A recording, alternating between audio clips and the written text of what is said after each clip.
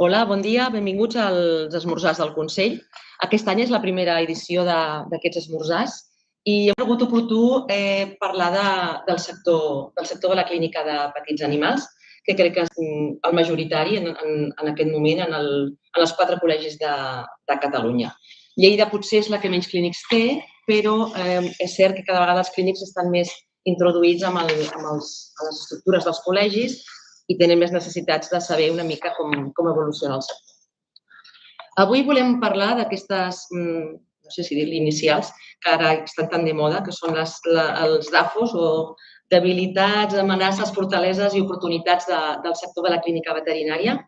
Tenim aquí asseguts en aquesta taula rodona, crec que representants més que vàlids o superexperts en aquest sector, amb molts anys d'experiència, no sé si això és bo o dolent dir-ho, i us començaré presentant el Manel López, que el tinc aquí a la dreta, que és el degà de la Facultat de la Universitat Autònoma de Barcelona.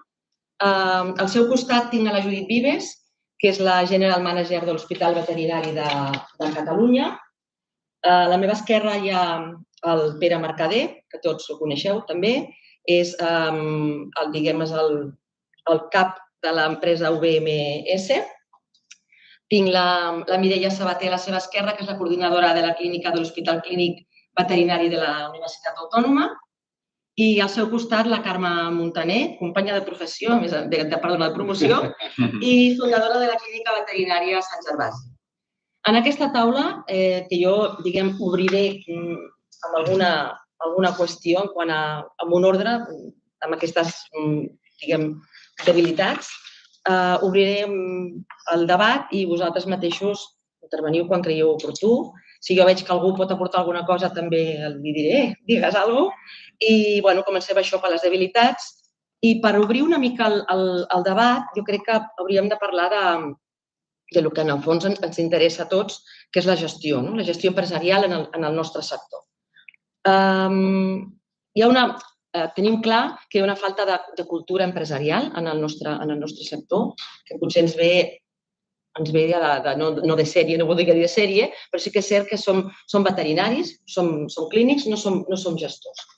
A la facultat rebem molt poca informació sobre el que és la gestió empresarial i crec que és una de les nostres debilitats. En general, ens ho explicarà el Pere, som un sector on hi ha molta empresa petita i potser això ens fa ser una mica petites illes dintre de l'estructura del sector veterinari. Doncs una mica per començar el debat, fica'ns una mica en situació, Pere, de com és el nostre sector a nivell empresarial. D'acord amb el que deies, és un sector que és una mica especial en el sentit que es parla que a Espanya hi ha aproximadament 20.000 veterinaris que treballen en animals de companyia. Hi ha unes 7.000 clíniques. Llavors, aquestes 7.000 clíniques de mitjana tenen com a mínim un soci o sòcia, està clar, i hi ha moltes que en tenen 2, 3, és a dir, que podem anar en mitjana de, 1,5 socis o 1,5 propietaris de clíniques, multiplicat per 7.000 ja te donaria uns 10.000. És a dir, que d'aquest univers de 20.000 veterinaris que estan treballant en clínica, més o menys la meitat són propietaris del seu negoci. Això vol dir diverses coses. Primera, la probabilitat d'algú que està estudiant veterinària a dia d'avui, podríem dir que és un 50% que acabi sent... És veritat que el sector està canviant i potser d'aquí uns anys hi ha menys percentatge, però a dia d'avui podríem dir, si estàs estudiant veterinària i tot va normal, tens un 50% de probabilitats d'acabar sent propietari del teu negoci. Llavors, clar, això fa que t'agradi o no t'agradi, t'interessi o no t'interessi la gestió, hauràs de conviure amb ella. Llavors, és el tema que diem sempre, que la gestió s'arriba per obligació, no per convicció a la veterinària. Llavors, molts ho sabeu perfectament, els que heu passat aquests anys, us heu anat topant. Sí, és un repte continu d'una cosa que realment no estem ni formats i anem après a la marxa i fent el que hem pogut. Assessorar-nos, evidentment, que ens han ajudat, però és una part molt farragosa de la feina.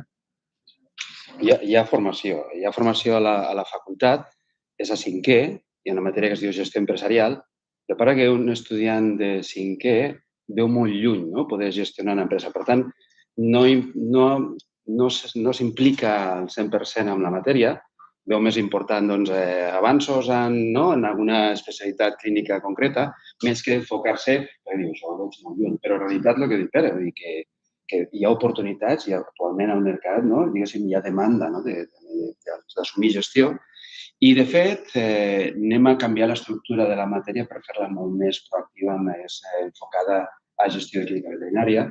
Això comptarem amb l'ajut d'experts, estic mirant al Pere, perquè comptem amb ell i a més altres persones que ens ajudaran a canviar una mica la dinàmica i fer veure que realment és una oportunitat. Com ho veus, Judit, tu, per exemple, després la Mireia, que teniu grups enormes amb molt de personal, com veieu aquest tema de la gestió? És un tema molt complicat, perquè al final s'ajunten molts factors. El que dèieu ara és una feina molt vocacional, que es troba en un punt que s'està professionalitzant, però encara queda molt recorregut, tant per part de la societat com per part dels propis professionals, de valorar-se, de fer, i a més, és una professió molt tècnica, que quan s'estudia és molt vocacional en el sentit de curar l'animal i després t'enfrontes amb els problemes diaris de la gestió d'una empresa, que si ja és complicat una empresa que no estigui oberta 24 hores i no treballi amb béns finals, doncs imagina't amb serveis i a més on hi ha les emocions. Aleshores, aquí és un mix de factors que fan que això, imagina't, una persona que té la formació ja és complicat, una persona que no la té, Aleshores, és un repte important. Jo penso que també està canviant una miqueta en quant a que el tema de la gestió s'està valorant més i s'està professionalitzant. Llavors, no només des de la facultat, que és aquesta formació, que quan estudiava no hi era, sinó que també a posteriori s'està donant valor a la feina del gestor, del coordinador, que és algú que li interessa això, no algú que potser ho ha de fer perquè, clar, no queda un altre, no? Perquè tens un negoci i ho has de fer. I aleshores, jo crec que és algo que també cada vegada hi ha més formació, també que fa el Pere, i és algo que cada cop crec que es valora més. Sí que és veritat que és algo que es pot donar més en grans hospitals, clar, grans estructures, perquè en llocs més petits no podràs tenir un gestor. Bé, està clar, exacte, que la gestió és un tema que està ben col·locat amb debilitats perquè jo crec que en general estem bastant curts de coneixements en quant a una gestió eficaç dels nostres centres. Almenys és la percepció que tenim com a veterinaris. Quan parlem entre nosaltres, jo crec que diem és que el que més em costa, el que porto pitjor, el que potser no me n'en surto és amb el tema de gestió a la clínica.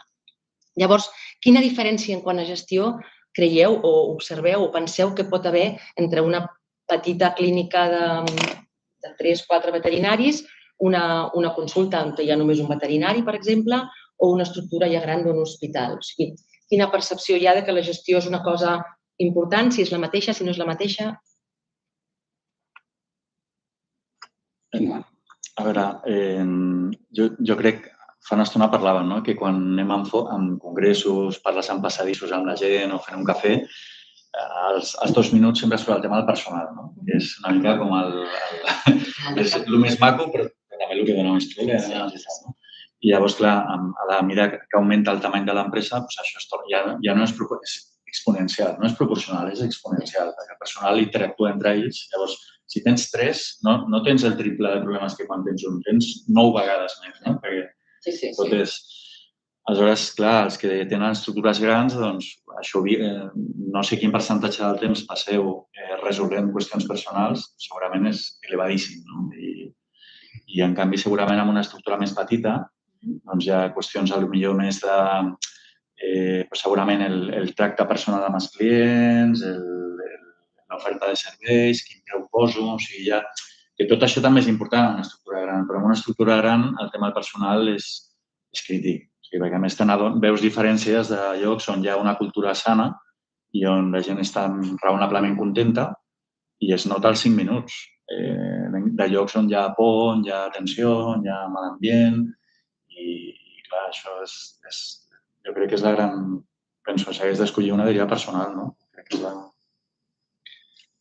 Bueno, fins i tot el petit, la petita clínica, el consultori, busca poc ajut extern per tal d'ajudar-lo amb la gestió, perquè d'associacions d'empresa, per exemple, PIMEC, sempre el primer comentari que fan és que resulta xocant que en tanta empresa que hi hagi veterinària hi hagi tan poc empresari vinculat a PIMEC i buscant recolzament i ajut col·lectiu.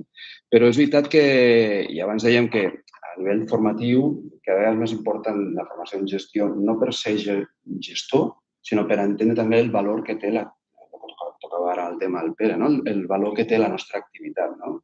Malgrat no siguem gestors d'una clínica o d'un hospital, el valorar-nos com a professional tenim un hàndicap aquí, que realment no estem valorant-nos suficientment en l'activitat que fem professional. Crec que els coneixements en gestió que podem formar-nos com fa el Pere, com fan altres, com volem fer també en molts llocs, doncs és importantíssim també per revaloritzar la professió i saber realment el valor que té la nostra activitat. En aquest sentit, jo, com deia la Mireia i ara el Pere, jo crec que el bo que està passant és que cada cop es dona més importància a aquesta gestió. Al final, abans potser el que passava és dedicar molt la part clínica i la part de gestió, anàvem fent. Quan això és una estructura petita, mentre no hi hagi una pèrdua molt gran, doncs potser no hi ha ni el coneixement que el negoci potser no va tan bé com hauria d'anar a nivell numèric.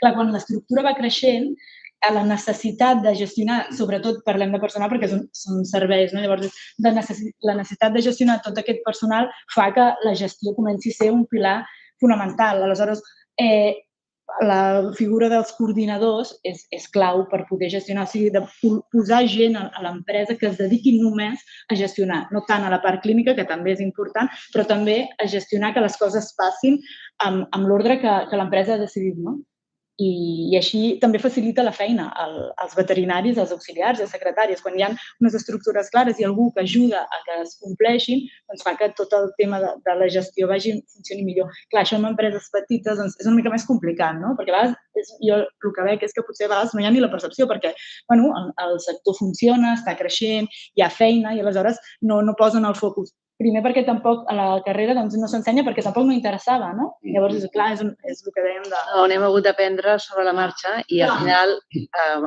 sempre hi ha algú que s'encarrega més del personal i intenta ser el més cordial, que hi hagi una bona relació, és com una família, Però clar, sorgeixen problemes com a tot arreu, I la veritat és que n'hem après, no sé com n'hem après, però anar treballant i hem fet el millor possible, Clar, jo ni em plantejo en un centre petit com el meu tenir un coordinador de personal o un coordinador, és impossible.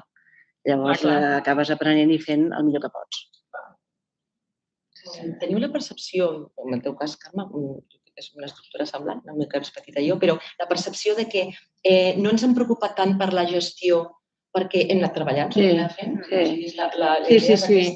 Com que hem anat treballant, és un sector que és estable, jo diria que tampoc en el nostre cas, la clínica petita no és un sector que creixi molt, però sí que és estable, hem anat fent i hem treballat, els números surten, doncs realment no et preocupes tant, Segurament que això per una persona que es dedica a números és una aberració, Però segur, ho entenc perfectament, Però clar, és el que hi ha. O sigui, hem anat fent i evidentment que ens assessorem, tenim un gestor extern que ens ajuda i tal i qual, però t'espaviles tu i parles amb els proveïdors, parles amb el personal, parles els números del banc, fas tot nosaltres, Jo i el meu soci.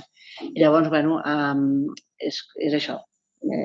Realment els números, una persona que es dediqui a això, veu això i moltes vegades ens ho han dit, Vull dir, no ho podríeu portar millor, segur que sí. Però, jo crec que són tots conscients i el que més conscient és el Pere, que ha fet molts anàlisis de molts centres i realment se'n diu rendibilitat que li treus al teu negoci és la majoria dels casos inferior a la que podríem tenir si féssim les coses com toquen realment, com una empresa.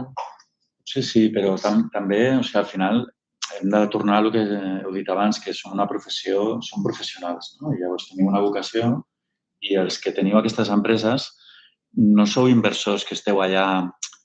És a dir, si vosaltres haguéssiu obert una clínica amb una visió de capitalisme, de dir, vaig a fer aquest negoci rentable i si no funciona, tanco això i obro un restaurant, o obro un gimnàs, o obro no sé què. Llavors, això sí que es prestaria a que estéssiu fent uns anàlisis tot el dia de dir, hosti, quina rentabilitat li trec a aquesta inversió, quant més podria guanyar si faig això. Però és que això no funciona així, és al revés. Vosaltres el que voleu és tenir una clínica i voleu fer una clínica I llavors el que voleu, home, lògicament, el que voleu és guanyar la vida raonablement bé i no tenir problemes, i poder pagar les nòmines. Llavors, jo crec que això s'ha de respectar, o sigui, no podem pretendre gestionar aquests negocis amb una visió allò d'anar a buscar l'últim euro i tal. I llavors, per això, de vegades, clar, es produeixen aquests xocs, ara al sector, després parlarem, no?, de tots aquests canvis que estan havent de les corporacions i això. I, no vull fer spoiler, però aquesta gent, i és normal, ells venen des d'un angle diferent i ho veuen diferent. I llavors es produeix un cert xoc, de visions. Parlarem i intentarem parlar una bona estona. Dintre d'aquestes debilitats, també, i lligant una mica a les estructures i això del personal que parlàvem, per què creieu que hi ha tanta rotació de veterinaris dintre dels centres? Qualsevol de vosaltres? Home, així per veure generacions i expectatives de noves generacions, evidentment hi ha un canvi social, un canvi de societat, que la valoració de compaginar la vida personal amb la vida professional adquireix un valor molt important i les noves generacions prioritzen un bon ambient de treball, unes bones perspectives de projecció, uns horaris adequats. Per damunt, fins i tot, moltes vegades que el propi salari és una evolució que fa i és una exigència també que va cap als gestors, que dèiem, anem tirant, però si volem retenir talent, al final també ens hem de preocupar molt de fer aquestes condicions de treball adequades i l'evolució de les promocions joves que van arribant encara prioritzen de forma més marcada el tenir unes bones condicions de treball per damunt d'altres qüestions com el salari. I això és el que la professió hem de buscar com canviar en direcció a estar més atents a les condicions de l'entorn de treball. Jo estic d'acord. Jo penso que el factor principal que provoca que hi hagi tanta rotació és que els veterinaris, a nivell de condicions laborals, no estan a gust moltes vegades i el que fan és anar a un altre lloc a buscar a veure si allà estaran millor. I així es van movent. I a vegades et trobes que sembla que estiguin fent el joc de les cadires, no? I van buscant a veure, però aquest se'n va aquí i aquest se'n va allà i aquest torna aquí i no ho troben. No ho troben. I això el que acaba provocant a vegades, moltes més vegades de les que hauria de ser, és l'abandonament de la professió. Molta frustració, no? Sí, molta frustració fins que ja s'han mogut 3 o 4 vegades i diuen no, és que això no ho trobaria a cap lloc perquè a tot arreu les condicions no són bones, me'n vaig. I un aspecte que em preocupa personalment és la fuga de talent a l'estranger. És a dir, com les condicions no es donen adequades, no es donen aquí, per exemple, des de la facultat hi ha un 20% de graduats de les darreres promocions que estan treballant ja després de 5 anys fora. Quan passen 5 anys de cotitzar a un país diferent al nostre, ja per el tema estadístic ja es compta que ja ha hagut una fuga de talent. I clar, i això en perspectiva es va incrementant-se perquè la visió del nou professional que arriba a la professió és que realment ha de millorar molt les condicions com per ser atractiu i no buscar-me la feina fora. I em preocupa que, clar, un 20% de tota la formació que es fa amb tota la cura possible vagi a treballar fora perquè ho troba adequat i més engrescador pel seu futur. Això em preocupa que pugui seguir incrementant si no trobem com canviar les dinàmiques internes. Sí, això passa en tots els sectors ara, no? Sí. Realment costa ara, en veterinària en concret, trobar veterinaris a la borsa de treball costa. Amb la quantitat de veterinaris que surten de les universitats. I que hi ha un punt cultural de país, també. És a dir, en altres països on van els veterinaris, la societat valora molt més la professió, està disposada a pagar molt més pels serveis que no pas aquí. Aleshores, aquí és un peix que es menja la cua. És a dir, els sous són baixos perquè els preus també són baixos quan els costos són alts. Aleshores, també el que dèiem de la rotació, com deies tu, es treuen tot el mateix perquè els horaris són dolents, la conciliació és dolenta, està obert sempre, festius, tot, i llavors s'han de cobrir els torns. A més, és una feina exigent i desgastant, no? Perquè, a més, mai tens el mateix volum de feina, per tant, no hi ha una estabilitat.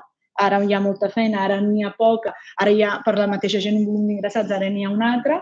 Clar, tota aquesta incertesa, després la discussió amb el propietari de l'animal, no? Que a vegades, ostres, el veterinari vol fer una cosa per aquell animal i xoca amb la decisió del propietari, i totes aquestes coses creen unes frustracions que són molt difícils de gestionar. I llavors aquí, durant el pas del temps, la pròpia persona o ho sap gestionar molt bé a nivell personal o s'acaba cremant, no? Llavors, per això jo crec que també hi ha la fuga a altres sectors o a altres països on això pot passar, però, com a mínim, compensa més. Perquè has tocat el tema de com a nivell social donar-li el valor que tenia la professió. És una actuació conjunta, és a dir, no podem dir que no és canviable, sinó que ens hem de moure en aquesta direcció perquè en altres països existeix, no? Sobre el tema de la rotació, jo crec que veig dues coses. Una a nivell general, ja no de la professió nostra, sinó en general. O sigui, jo crec que som d'una edat, diguem-ne. Tu te'n recordes que els teus amics o coneguts, quan entraven a treballar en una empresa, el normal o el que s'esperava o el que els seus pares volien era que estigués 30 anys amb tota la vida. I coneixo molta gent a l'edat dels vostres pares que estan amb la insígnia d'haver treballat 45 anys en una empresa i tal. Això a dia d'avui no passa. La gent jove, el normal en un currículum d'un nano que té 35 és que hagi treballat a 3 o 4 llocs. I si no, dius, hosti, que hi ha alguna cosa raro. És estrany, no? És estrany. És molt conservadora, que s'ha conformat amb tot, que no té inquietuds, que no sé què. Llavors, clar, si està passant a tota l'economia, doncs, en part, és normal que passi amb els nostres joves, no? I després, l'altre repte, crec que és el ser molta empresa petita. Clar, jo crec, un noi o una noia jove vol que passin coses divertides a la seva empresa. O sigui, vol que hi hagi novetats, vol que es comprin màquines noves, vol que entrin altres companys i companyes noves per conèixer gent nova, vol canvis. No provoca falta de motivació, no? Si diu, bueno, potser t'aguanta un temps, no? Fins que ja se sent, fins que ja controla el cotarro. Llavors diu, hòstia, ara m'haig d'estar jo aquí 8, 10, 15, 20, 25 anys que més o menys faré el mateix que estic fent ara, perquè aquí no veig grans canvis. Això és un repte brutal per les petites clíniques, perquè, ostres, com en aquest sentit, les estructures més grans teniu la sort, el temps de la dificultat de tenir molta gent, teniu la sort de que passen més coses, és més distret. Llavors, segurament... Sí, i més projecció laboral també, d'aprendre, de veure casos diferents. Obrir un centre nou, una especialitat nova. I poder aprofundir més en els casos, poder anar més enllà, que nosaltres amb les clíniques petites estem més limitats. Llavors, aquí es crea un dilema que jo crec molt xulo, que és dir, vale, ara la propera persona que contracto, què vaig a buscar? És a dir, canvio el xip i assumeixo ja que és un cicle natural de la vida, que la gent, si jo fitxo gent bona, jove, sé que els tindré aquí 2 o 3 anys. I no és que jo estigui fent res malament, és que és l'evolució natural. Llavors, què prefereixo? Anar fent cicles de contractar gent molt maca, jove, amb molta empenta, que potser tinc que dedicar 6 mesos a formar-los molt bé, però després me donaran 2 anys molt bons i ja a buscar el següent. O dic, bueno, vaig a buscar un perfil més que està en una altra etapa vital, que ja no té tantes ganes de canviar, que ja està més conforme amb la vida i busco altre... Llavors, és buscar aquest equilibri. Interessant, això. Canviant de tema completament, jo crec que també per acabar una mica amb les habilitats, que n'hi ha, evidentment, hem de ser una mica més positius. Volia comentar-te o preguntar-vos a tots una altra, jo crec que també és una falta de coneixement i que aprenem durant els anys en la nostra activitat. I és les habilitats de comunicació, de com comunicar amb el client. Hi ha estructures aquí diferents. La Carme, tu que tens una clínica més de petita, més de tracte molt directe amb el propietari, s'aprèn el dia a dia o...? Sí, jo crec que t'ha de venir de mena també, o sigui, has de tenir com una capacitat de comunicar-te, de ser empàtic, molt important. No pots tenir cap mal dia amb el client, o sigui, tu no pots dir avui seré més antipàtica, perquè no pots, perquè si un dia ja tens un mal dia, com que és una relació tan personal client-veterinari, que és el que tenim bo en les clíniques petites, jo crec, és una relació que és sempre, un 90%. O sigui, sempre has d'estar com perfecte. I jo crec que és una figura que és important perquè hi ha un grau de confiança molt gran, que evidentment es pot trencar en qualsevol moment, però sí que el client et diu, escolta, tu què faries? O sigui, potser no m'ho faràs tu, però tu on aniries? Qui creus que és el millor que em pot fer això? I la clínica petita jo crec que és important en aquest sector, en aquest sentit de dir, és una relació molt personal i de gran confiança amb el client, que potser són clients que repeteixen anys, tenim clients de fa 30 i escaig d'anys que confien en tu. Evidentment hi ha molts que no, que s'han quedat al camí i han perdut la confiança per coses que ja poden passar, no? I jo crec que és una figura important, la de la clínica petita, per la grau de confiança amb el client. I per ser una mica l'organitzador, el metge de capçalera, el veterinari de capçalera, per decidir què es pot fer amb aquell pacient, no? Bueno, jo crec que la clínica petita, gran i de tot tipus, no? Perquè al final, si tu pots ser un molt bon mèdic, però si no saps transmetre amb aquella persona que tens davant el que faràs pel seu animal, doncs al final no serveix per res tampoc, perquè és una relació de confiança, no? Que llavors és per això que és tan important pel veterinari que també prengui consciència del missatge que dona, no? Perquè és un tema de convèncer aquella persona pel seu animal, no? I aquí penso que moltes vegades també al faltar aquest punt, doncs ells ho tenen molt clar, però no s'acaba d'entendre. I és que això es pot aprendre, però jo crec que és molt personal de la manera de ser cadascú. Les habilitats comunicatives ja ho porta intrínseca a la persona, però hi ha molta gent que no. I jo he treballat amb veterinaris que en saben molt més que jo, però que no han sabut transmetre la idea i el client s'ha quedat com, què m'està dient? I llavors tu vas per darrere i dius, t'està dient això, que ho estàs traduint del que està dient ell, no? Vull dir, i és increïble la capacitat de convèncer o de comunicar, és una cosa molt personal que jo crec que és el 50% de la nostra feina. Sí, jo crec que és una cosa que si ho portes de sèrie, doncs molt bé, però és una cosa que es pot treballar i es pot aprendre moltíssim. I igual que en el tema de la gestió se li va, com hem comentat abans, se li va donant més pes, el tema de la comunicació també. I és una cosa que cada vegada es treballa més i és que és molt important. O sigui, tan important com ser un bon clínic. Clar, és el mix de les dues coses. Però es pot treballar i es pot... De fet, jo ahir mateix vaig sentir amb la filla d'un company de la promoció nostra que se'n va de professora als Estats Units, en un hospital veterinari, a la Fènix. I tenen aules per interactuar amb els clients on els vigilen. Ells fan com si passessin consulta i quan surten el seu professor els diu mira, això ho has fet malament, mira, això ho has de fer. O sigui, ja es treballa aquest tema de la comunicació. Entenc que el futur és aquest, no? Treballar la comunicació... Sí, moltíssim. Cada vegada agafa més pes i hi ha moltes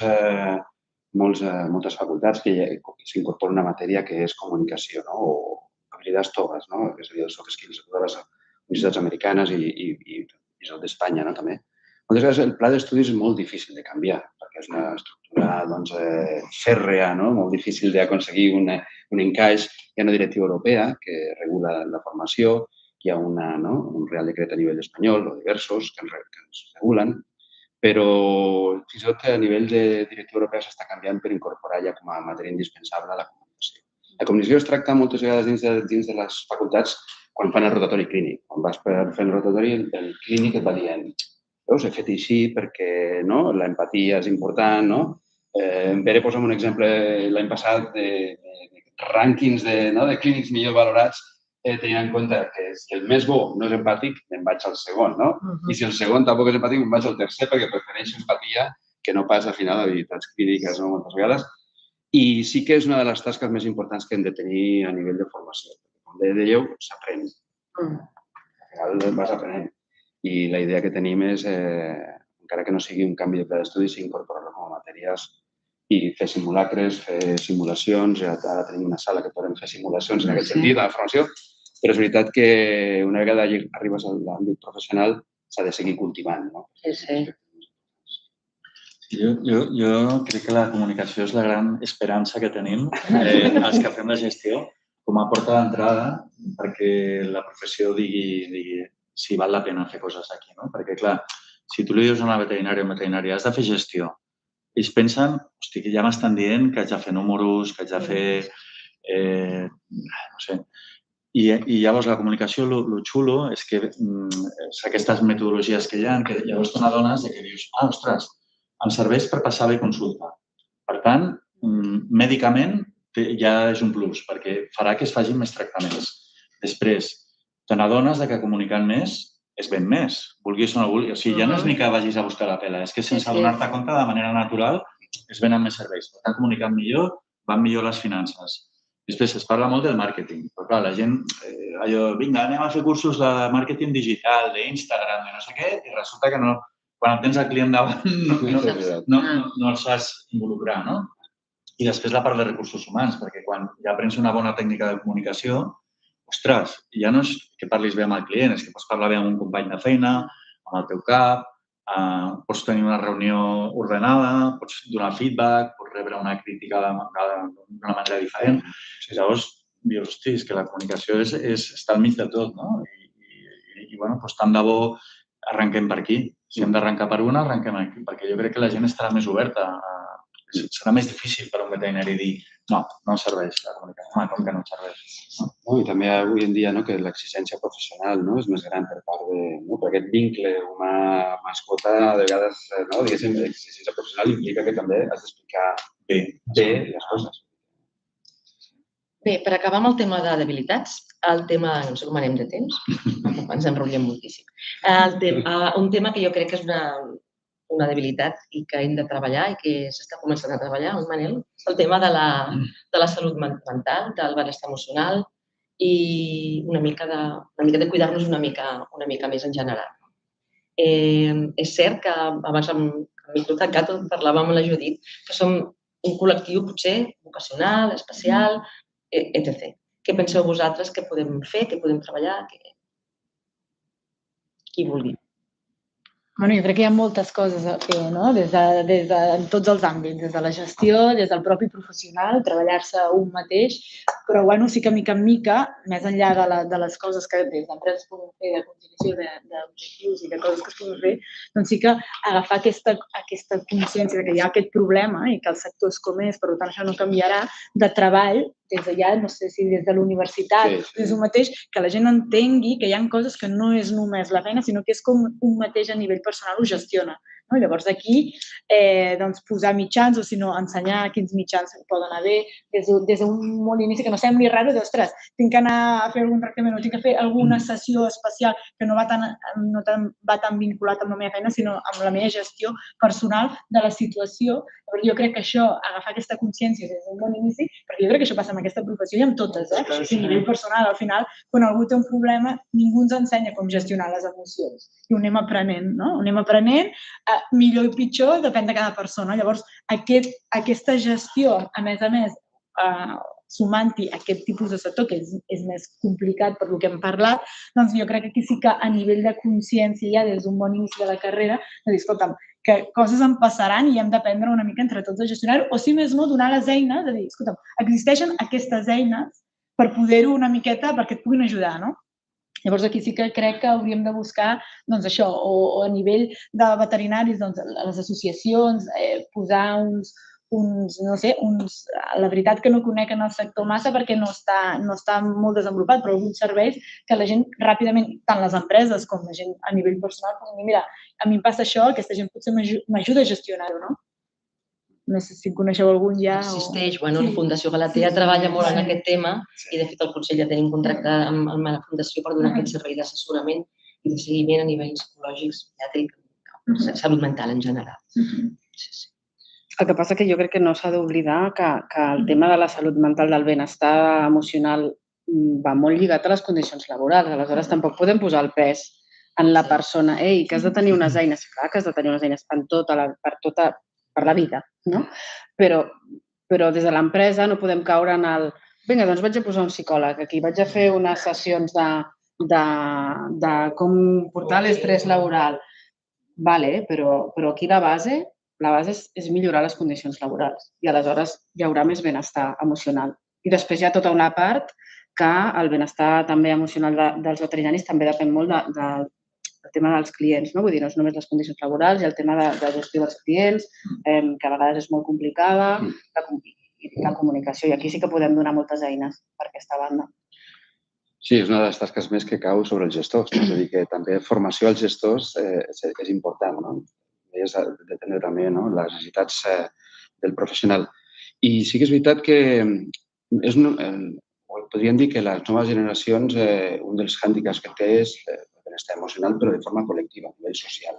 La societat evoluciona, tecnològicament evolucionem cap a tecnologies molt més avançades i control de les tecnologies, però a nivell de gestió de les frustracions, intel·ligència emocional, és un hàndicap que té tota la societat. En general. L'any passat sortia una enquesta a nivell universitari, per tant, joves entre 18 i 23 anys, en què el 50% té símptomes de depressió o ansietat. Clar, això preocupa perquè no només és l'àmbit veterinari, sinó també tot el social. El problema afegit al veterinari és les ideacions de suïcidi, l'intents de suïcidi, perquè sí que està descrit que hi ha una major incidència. Però el jovent d'avui en dia és un reflexe de la mitjana, que està vinculat a veterinària, vull dir, és un reflexe de la societat. I també hem d'ajudar, com deies, des de la facultat en formació en intel·ligència emocional, en gestió de les frustracions, i tot són aquestes competències toves que dèiem que al final et donen eines. El problema que tenim a nivell de noves generacions és que el missatge que enviem moltes vegades és que quan arribis a la vida professional, prepara't, ho passaràs fatal.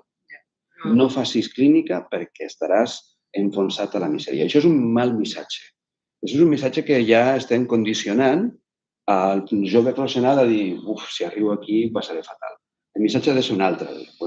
Tots estem per millorar la situació. Evidentment, les condicions laborals han de millorar-se perquè és el que al final pot compensar una certa dedicació més enllà del que seria necessari. Però, en el fons, al final, tots plegats hem d'ajudar a millorar també la visió que tenim i, evidentment, a millorar les condicions. Els horaris també, no? Els horaris les condicions, està clar. Els horaris molt intensos. I aprofito per agrair al Consell de Col·legis Veterinaris. Tenim un acord amb la Fundació Galatea per donar suport emocional a l'estudiantat, a l'alumnat de la facultat. I, de fet, hem fet una diagnosi ja de tots els cursos, moltes respostes, un gran percentatge, un alt percentatge de respostes, entorn a un 30 i pico % de tota la població de la facultat, i reflexa exactament el que té la societat. És a dir, és un reflexe calcat de la societat. No implica que no haguem de fer coses també per millorar-ho de forma específica. I a part d'això, clar, és veritat, la gestió es pot fer molt, com tu deies, però clar, estem parlant que ja comença amb uns nivells que no estan treballant. És a dir, sí, ja es fan coses, el que passa que quan són estructures grans i tractes a mida és complicat, perquè després cadascú té les seves preferències, no? Hi ha el que, prefereix més uns horaris que uns altres, la conciliació, cada persona és un món. Aleshores, clar, estem parlant d'aquestes eines externes per treballar-se el mateix, òbviament, a la feina hi han d'haver recursos, però perquè és que estem parlant que el burnout aquest comença amb una etapa que és que no estem treballant encara. Per tant, si ja estàs a la carrera així, imagina quan surtis al món laboral, que serà molt més complicat, perquè és més exigent, no? Aleshores és, ostres, i perquè moltes vegades et trobes amb coses que potser no t'esperaves. És un tema de la gestió de les expectatives. Llavors, sí, hem de fer coses, horaris, però també hi ha aquesta part de que, ostres, ja surt com pot ser, i jo també em sorprèn com pot ser que ja des d'un inici tan joves sortint ja tan així, no?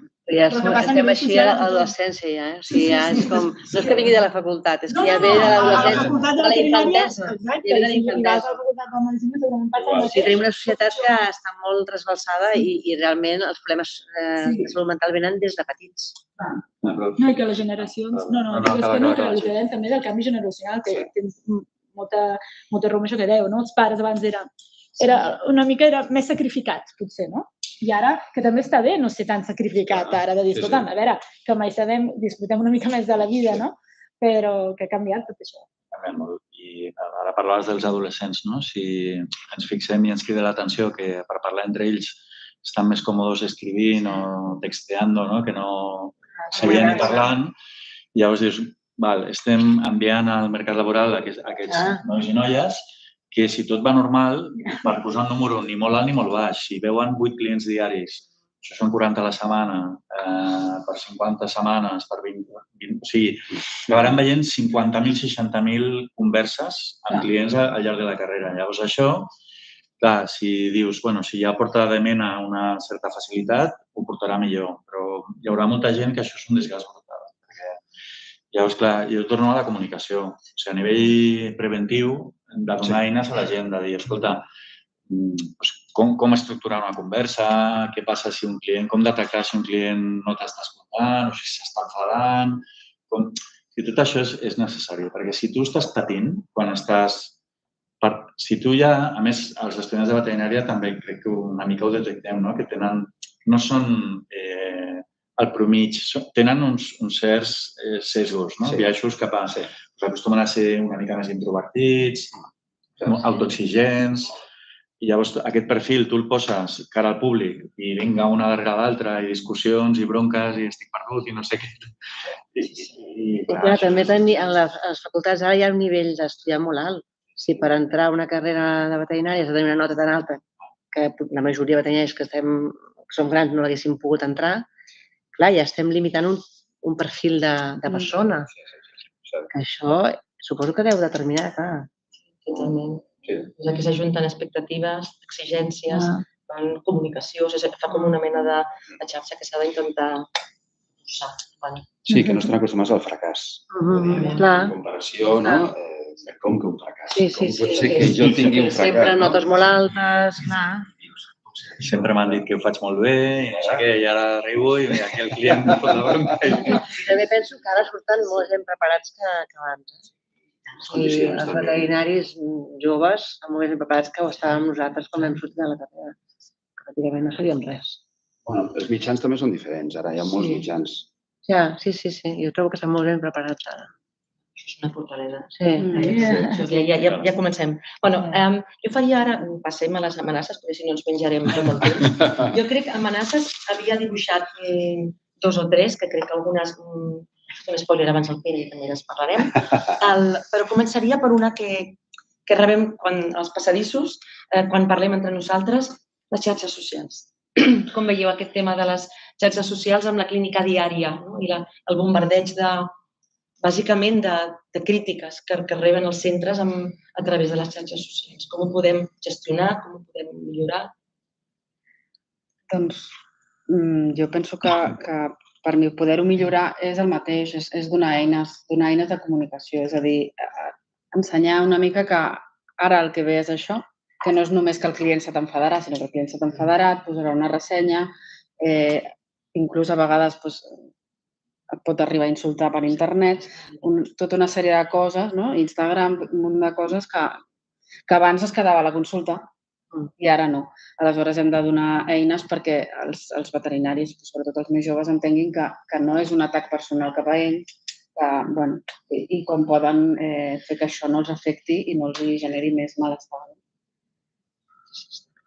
Sí, al final amb això no hi podem, és a dir, no podem girar l'esquena, no? Això existeix i va més, al final cada cop estem més comunicats, el client està més informat, té més vies per comparar, i també es pot dir de tot, no? Per les xarxes no passa res, és així. Aleshores aquí, jo crec que les empreses el que hem de fer és prendre consciència d'això i posar mitjans per contrarrestar-ho en el sentit de has de tenir una persona que es dediqui a fer seguiment, que a més a nivell de comunicació de clients contrarresti amb els bons comentaris, que segur són més que els negatius. El que passa que els negatius sempre ressonen més, no? Els comentaris negatius, ostres, tenen més impacte.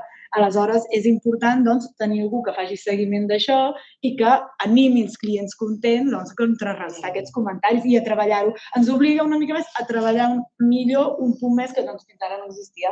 Ara, en aquesta part de comunicació, hi ha la comunicació veterinari-client, hi ha la comunicació des dels punts de venda, des dels centres, i hi ha la comunicació des de la part digital. Doncs cada cop hem de tenir-ho més en compte. Sí, no, digues, anava a dir. Això que ens obliga als moments que tenim la fortuna de tenir el client davant de mostrar, no? Perquè jo crec que la gent, penso, el 90% de la gent és intel·ligent i té sentit comú. Llavors, si tu has tingut una experiència pròpia com a client en una clínica, en un gimnàs, en una perruqueria, i tu has viscut una sèrie de coses i llavors llegeixes a les xarxes socials barbaritats, dius, hòstia, aquí no és on... Aquesta no és la gent que jo conec, no? I en aquest sentit crec que la clientela pròpia la teniu força protegida, però el tema que a mi em costa de mesurar és el mal que fan aquestes coses amb els que no han vingut mai i s'estan plantejant venir. Això és...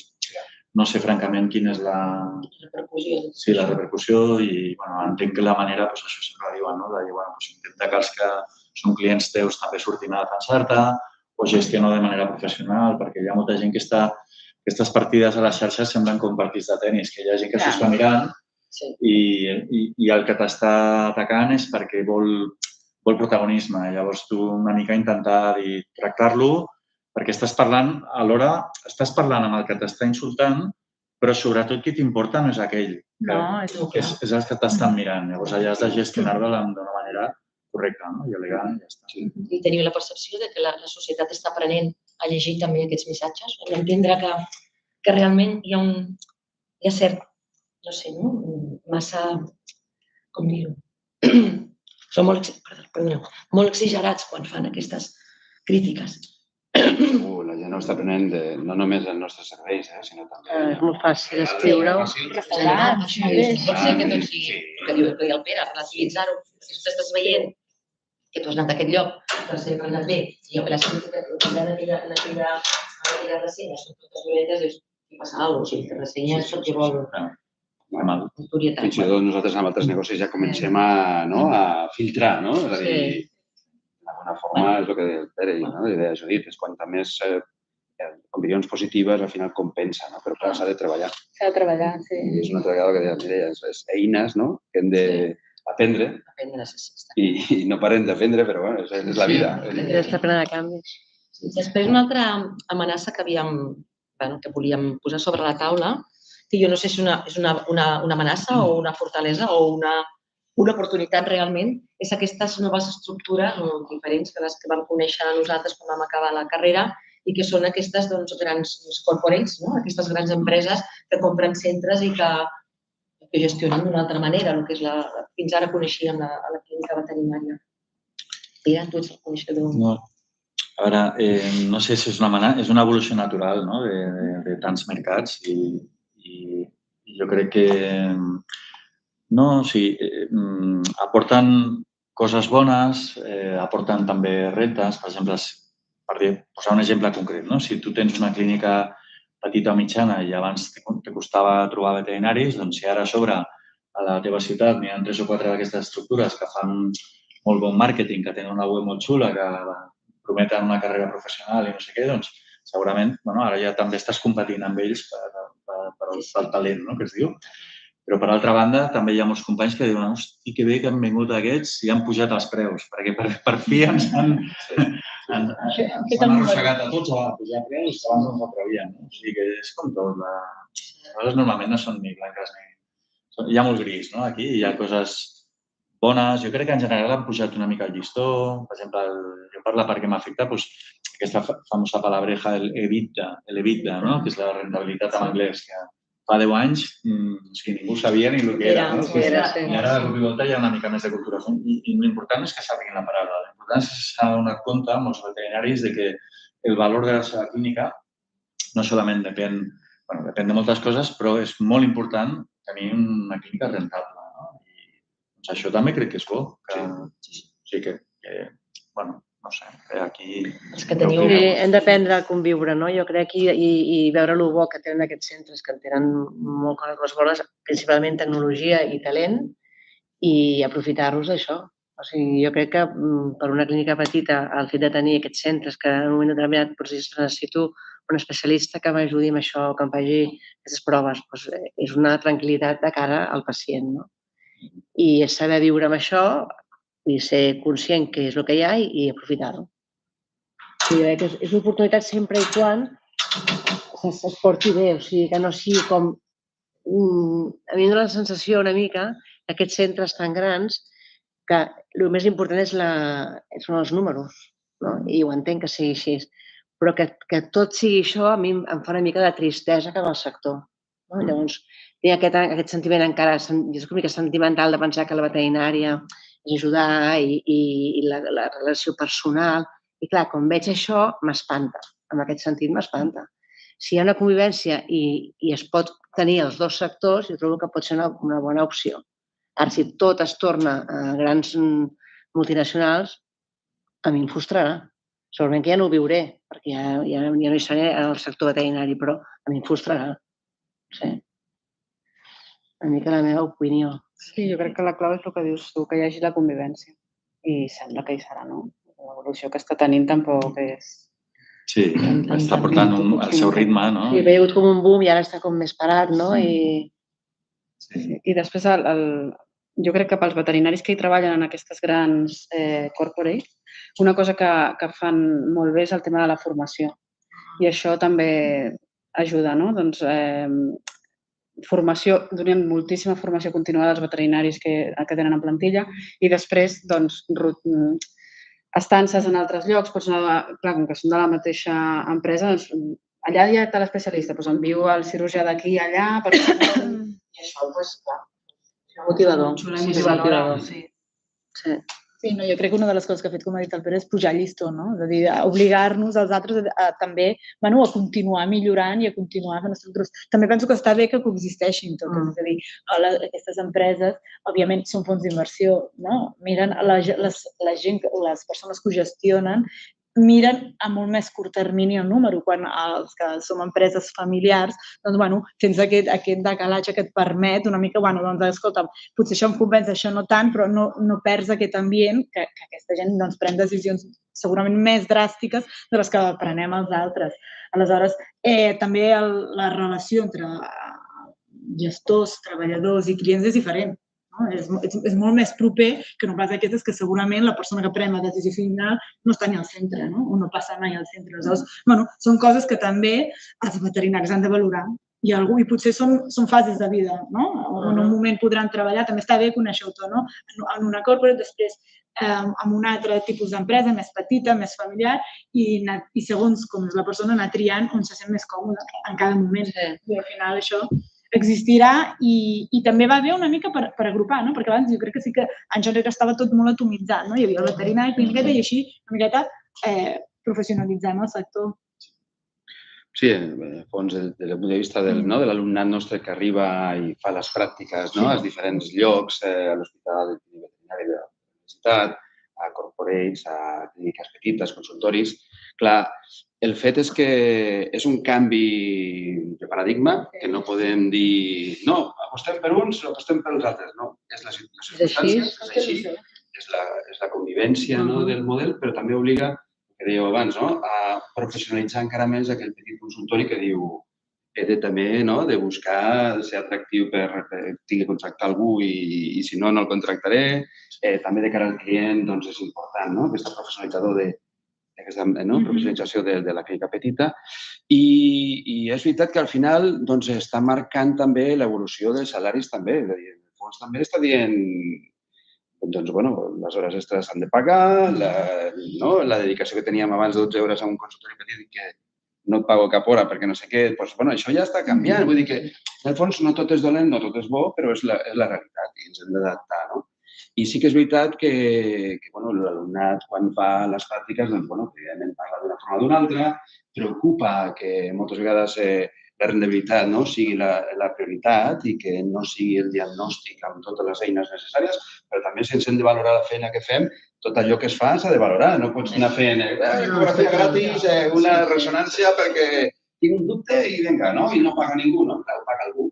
Per tant, al final, hem d'adaptar-nos a la situació i crec que com a sector, crec que la convivència ens empenya a tots, no? I la competència. Sí, no oblidem també que ha permès això de moment ja entre 450 i 500 petites empreses seguir endavant, no? Perquè fa uns anys, quan algú tenia una clínica gran i arribava a l'edat de jubilar-se, era un problema, perquè no havia un mercat àgil de compra-venda, moltes vegades els empleats se'ls oferia els negocis si no els volien o si els volien eren quasi regalats. Aleshores, ostres, hi ha hagut gent que li ha salvat la vida. No és que els ha salvat la vida, però els ha permès un premi de tot el que han invertit tota la vida, doncs, escolta, tenir una sortida digna i guanyar-se els diners al final de la seva etapa. Això està molt bé. I no hagués passat, no? Si no, ho hagués passat pitjor. Llavors, en la línia d'això d'aquests canvis d'estructures i d'aquestes... Jo volia posar sobre la taula també el tema de les mútues, de serveis. Què representa això pel sector? És una amenaça? És una oportunitat? Els que coneixeu més les... Jo ho veig com una oportunitat. Jo crec que és la manera al final d'evitar aquests conflictes amb els clients, que el veterinari hagi de parlar de preus si el client està assegurat, ja no has de tenir tota aquesta conversa. Aleshores, jo crec que és una cosa que ens pot ajudar molt a poder fer la nostra feina sense haver d'estar patint perquè... Sí, a més, com que ara la tecnologia és molt més avançada i els preus són més alts perquè s'han de fer tècniques més avançades, clar, hi ha molts clients que tampoc ho podrien pagar si no tinguessin mútua. Llavors la mútua anirà més perquè si no molta gent no podrà tenir animal de companyia. És que serà impossible. Llavors, ara també tenim mútua és més fàcil proposar coses. Perquè dius, bueno, vostè té mútua, doncs no es preocupi, doncs miri, aquest és el protocol, què li sembla? Llavors el client també se sent més recolzat, no? Jo penso que és la manera. Nosaltres fa molts anys que ho treballem i ara coexisteixen les assegurances pròpies d'empreses asseguradores i després els plans de salut que les pròpies empreses puguem fer. Nosaltres fa molts anys que ho treballem i és la manera que explicàveu. Cada cop la medicina veterinària és més cara perquè hi ha més tècniques, aleshores és perquè la gent pugui fer front i pugui cobrir, doncs han de tenir alguna assegurança o algun pla de salut, però si no costa molt, quan hi ha alguna incidència important que puguin fer front. A més, és la manera de portar un seguiment a l'animal. Està demostrat que quan la gent té aquestes cobertures va més al veterinari. La freqüència és més alta, per tant, el veterinari pot fer un seguiment d'aquell animal molt més acurat i això ens permet enganxar les coses amb més temps, aplicar tècniques que permetin que es detectin abans, el diagnostiqui abans i això, inclús la relació de confiança client-veterinari millora. Aleshores, jo crec que és el futur i la gent cada cop en té més i anirà tenint més. I jo crec que aquí a Catalunya també som ja una societat que a nivell de salut ja ho fem, per tant, ens és també més fàcil que la gent entengui que per l'animal també ho necessita. Molta gent jove ho està agafant, molta gent jove que agafa una mascota com a animal de companyia en parelles, ja és com que ho agafen com ja d'inici, saps? Perquè ja saben que allò s'hi dedicaran molt i el cost serà molt alt. I al final, quan ho proves, quan veus com funciona, dius, ostres, que realment val la pena. Estic molt animal. Sempre passen coses. Aleshores... I la percepció, Pere, que es pugui tenir des de... com passa amb els metges, que alguna asseguradora d'aquestes pagui preus realment baixos pels serveis? Sí, això anava a comentar. Jo crec que ja aquest tema és important al model perquè ja, diguem-ne, des de l'asseguradora de reembols, que no imposa preus, que no imposa quadre, i que solen ser més companyies veterinàries, pròpiament. I aquest model, en principi, tot és bo pel veterinari, perquè aquí, diguem-ne, no et condicionen a quin preu has de cobrar els teus serveis, no li imposen al client una xarxa o un quadre concret de centres, i el repte d'aquestes asseguradores de reembols és més la viabilitat econòmica, perquè, com deia, aquests costos cada vegada es van disparant i aleshores el que ha passat a alguns mercats com Regne Unit i això ha sigut algunes s'han sortit del mercat, han dit això no hi ha qui ho aguanti, o altres han anat pujant les pòlisses i al final s'has d'acabar pagant 80, 90, 100 euros al mes pel teu gos. Bé, però és que és el que val i si vols tenir protegit. Però després, clar, hi ha l'altre model, que és el model aquest que s'ha fet més tristament famós a Humana, que és si tenim amics metges i tal, això ho es queixen, no? O sigui, em paguen tant per... I clar, aquest és un model més perillós, perquè és un model que, al principi, que a tu et venen a veure a la teva clínica i et diuen, mira, ara faré una campanya de màrqueting de no sé quants cents de mils d'euros i a aquesta zona vull 4 clíniques. I o ets tu o és el d'allà davant. Escull si vols estar. Ara, si estàs, aleshores, els serveis, aquest és el quadre de tal i això són els preus. I aquí sí que entres en un model amb el que t'imposen preus, amb el que si baralles amb ells, llavors se n'emporten tota la base de dades de clients a un altre centre. Aquí, no sé, suposo que també se'ls hauria d'escoltar amb ells. Hauríem de preguntar un d'aquestes mútues i segurament ens ho explicaran diferent, però d'entrada aquest sembla un model més nociu, no? veterinari, però l'altre totalment d'acord. Sí, el de reemborsament és el que és perfecte, diguem, sempre i quan, clar, es pugui mantenir a nivell econòmic per ells. Sí, hauran d'anar pujant preus. Tal com digui la Judit, ara que la gent ja té consciència del que és una mútua per persones, té un paral·lelisme a les mútues per animals, que té un sentit absolutament...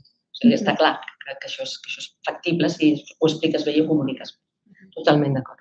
Estic segur que moltes consultes del client és justament sobre asseguradores. Sí. El propi veterinari és el que... És el que pot fomentar-ho. Pot fomentar una visió o una altra. Sí, sempre et pregunten. Sí. Doncs una mica, si creieu que hi ha alguna altra amenaça així que realment pel sector, que volia introduir el tema, però jo crec que, no sé si teniu la percepció, que amb els anys cada vegada és menor, dels lobbies animalistes. El mal que ens pugui fer com a veterinaris el tema animalista. És un tema bastant, no sé si passa per sobre o no passa per sobre, però realment la percepció jo personal és que cada vegada hi ha menys, diguem, menys pes sobre l'actuació del veterinari sobre els animals d'aquests sectors. Com ho veieu? Pel tema preus, pel tema que ens són molt cars, que treballem aquest tema. És un tema...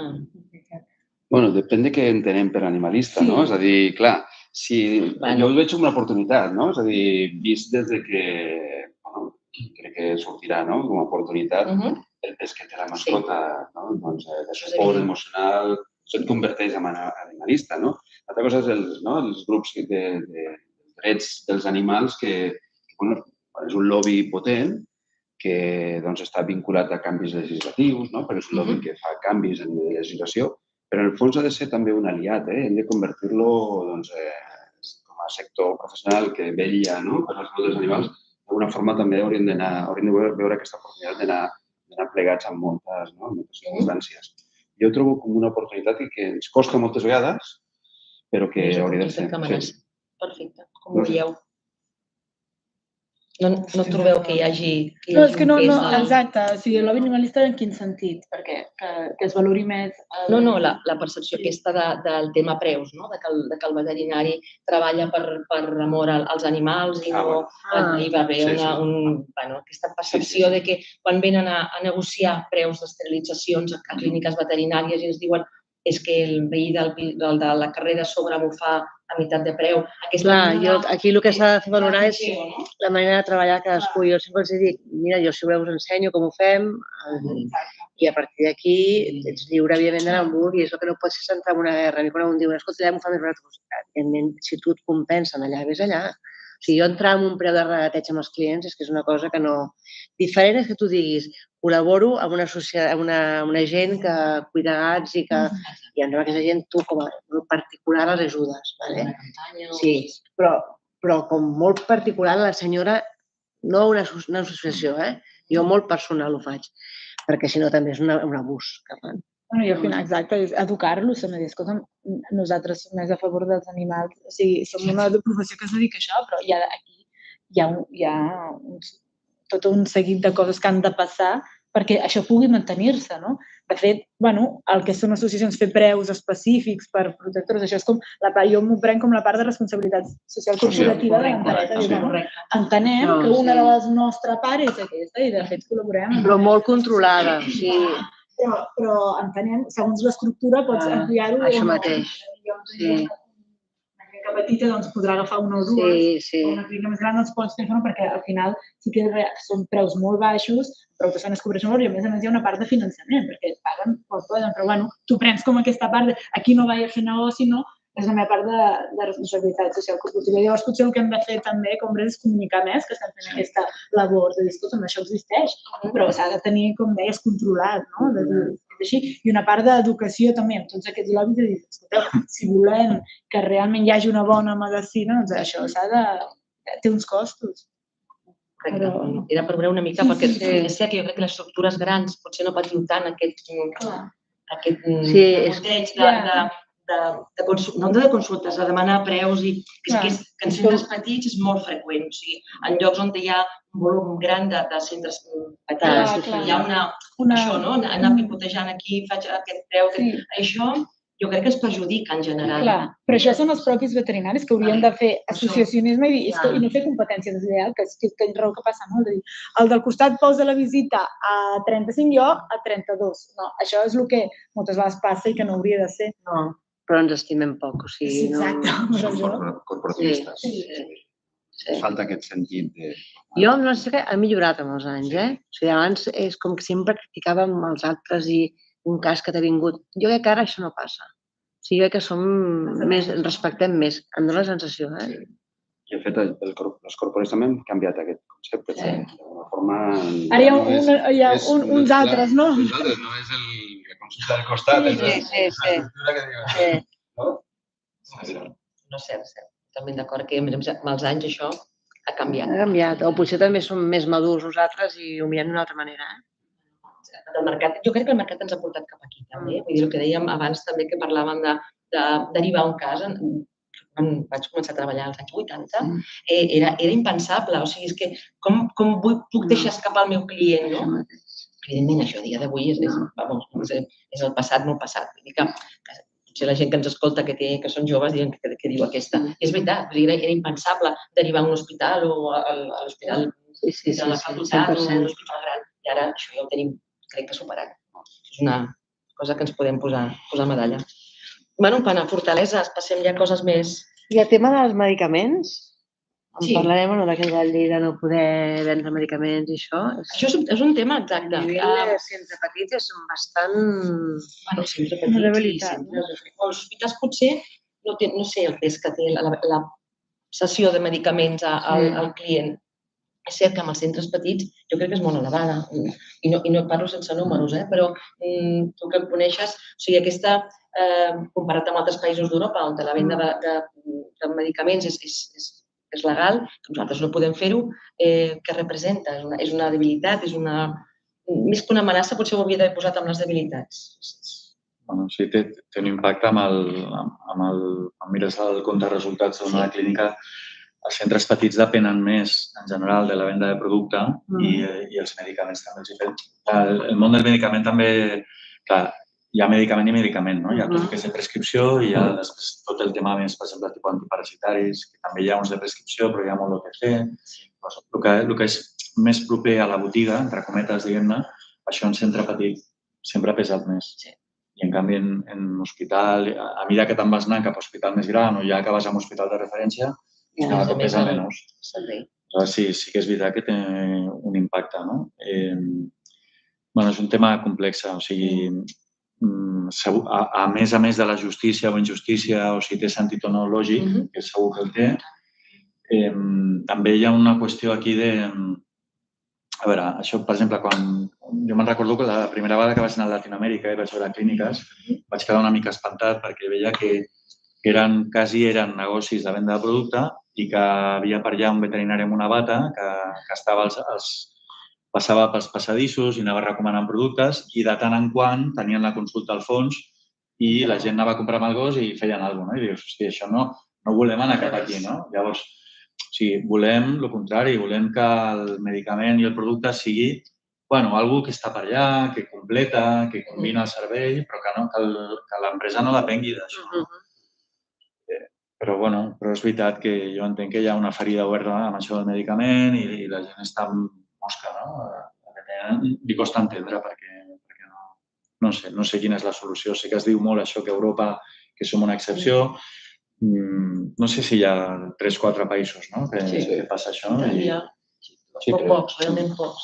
I entenc que crec entendre que la lògica del legislador amb això és separar el poder de prescripció de la venda, per dir que no se'n faci un mal ús, que el metge que té aquest poder davant del pacient, de dir-li, escolta, has de prendre això, que no tingui al mateix temps un interès econòmic. Entenc que en el fons l'arrel està aquí, però... Està aquí, però està mal. Però qualsevol que conegui els veterinaris sap que això... Exacte, jo crec que el legislador, i aquí sí que jo crec que hi ha una part de desconeixement del sector realment, perquè això entenc que va per la medicina veterinària, per l'ús que es feia de manera dels viatges que pagaven els metges per vendre medicaments, tornem al passat, i realment a la veterinària tenim un problema, l'altre dia parlàvem amb el Consell de Farmacèutics, tenim un problema que quan prescrivim, que aquell medicament que prescrivim el puguin servir a l'oficina farmacèutica. Per tant, jo crec exacte que quan es va legislar no es va pensar en això, o sigui, amb l'ús responsable dels antibiòtics, amb només donar la dosi que necessites en comptes d'haver de receptar una caixa de 20, hi ha moltes cosetes que en el seu moment es van tenir en compte i que crec que hauríem de treballar perquè es consideressin a l'hora de canviar la normativa o la llei en aquest aspecte. Ben bé jo crec que és un problema de la professió, més que no pas de la clínica o un hospital en concret, però crec que hem d'anar cap aquí, per ser una mica coherents amb la venda del medicament. Bé, podríem passar... Hi ha aquí alguna coseta per aportacions vostres sobre la inseguretat jurídica i la política fiscal que tenim com a servei veterinari, no? Perquè realment som un servei, tenim un IVA del 21% i no deixem de ser un servei sanitari. Per tant, això us ho deixo. Jo crec que aquí és el que comentàvem abans, és la valoració del sector per part de la societat d'aquest país. Clar, quan tu tens un impost del 21% com si fossis un bé final, doncs és que, clar, és un punt més que no estem prou en el focus, no? Perquè jo crec que això és que no és ni discutible, no hauríem de tenir un 21%. És sanitat per un mes, si ens creiem realment que és un mes de la família, que és una sanitat, però no hi ha l'opció pública, és un nivell del 20% no en té ni cap ni peus. Aquí suposo que és aquest treball que hem de fer conjuntament perquè algú ens faci cas, no? No sé com ho veieu. Sí, i aquí els lobbies animalistes els hauríem de sumar en aquesta acció, perquè és veritat que de vegades el pes polític, el pes social que tenen és molt gran. I treballen amb això. Sí, treballen amb això. Que haurien d'aprofitar aquesta relació i treure profit en aquest sentit, perquè és veritat que no té massa lògica. Si és un bé de servei públic. També després en parlarem, suposo, la relació que fa la mascota amb el tutor, aquesta funció de salut pública que està millorant la medicina preventiva del propi tutor, el benestar emocional de la societat, que és un mal endèmic de la societat, al final té una funció de salut pública que no té cap sentit que... Però clar, hem de saber enviar aquest missatge del bé que està fent a nivell social de la relació humà i mascota. I per tant, al final tot és una forma de jugar a les nostres cartes que potser hem de jugar d'una altra manera per tal de fer més pressió. Perfecte. Crec que la incidència de l'exigència i les sancions per mala praxis són baixes en la nostra professió. Sobretot exacte en les clíniques, estructures petites. Això és com ho veieu dintre hauríem de ser més estrictes, hauríem de ser més laxes? Com ho veieu?